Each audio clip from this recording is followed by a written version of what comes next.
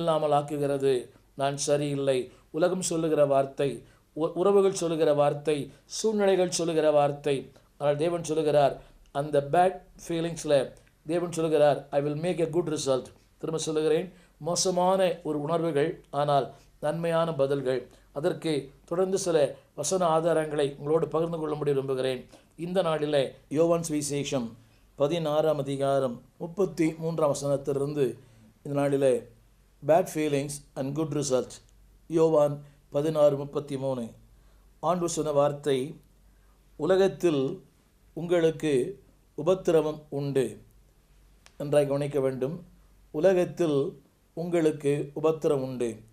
அந்த உபத்திரவங்கள் என்ன செய்கிறது? நம்மை தடுமாறு செய்கிறது.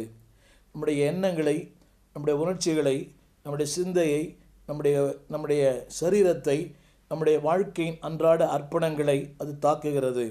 ஆண்டவர் சொன்ன வார்த்தை, உலகத்தில் உங்களுக்கு உபத்திரவம் உண்டு. அதனுடைய கருத்து என்னவென்றால், it is not a presumption, it is a confirmation. அது யூகம் அல்ல, அது உண்மை. அந்த வார்த்தை கவனிங்கள், உண்டு. அப்படியானால் இந்த பூமியிலே மனிதனாய் பிறந்த ஒவ்வொருவருக்கும் உபத்திரவங்கள் உண்டு. உபத்திரம் சொல்லும்போது பாடுகள், ஏமாற்றங்கள், தனிமை, தவிப்பு, சஞ்சலம், ஜபங்களுக்கு பதில் கிடைக்காத ஒரு சூழ்நிலை, நம்மை குறித்த தவறான விமர்சனங்கள். ஆண்டவர் சொன்னார், இவை உண்டு. நன்றாக கவனிக்க வேண்டும். இந்த உபத்திரம் என்பது it's a personal and also it is a universal. அந்த வார்த்தை கவனிங்கள், உங்களுக்கு. அப்படியானால் எவ்வளவு ஆண்டவர் விசுவாசித்தாலும், எவ்வளவு நேசித்தாலும், எப்படிப்பட்ட வாழ்க்கை வாழ்ந்தாலும் ஆண்டவர் சொல்லுகிறார், உங்களுக்கு உண்டு. என்ன உண்டு?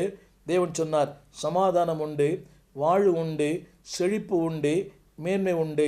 இவைகளுக்கு மத்தியிலே அவர் சொல்லுகிறார், உபத்திரவம் உண்டு. அன்பானவர்களே, இட்ஸ் இன்எவிட்டபிள். இதை யாருமே தவிர்க்க முடியாதது. இதை விட்டு விலகி ஓட முடியாது. It is not optional.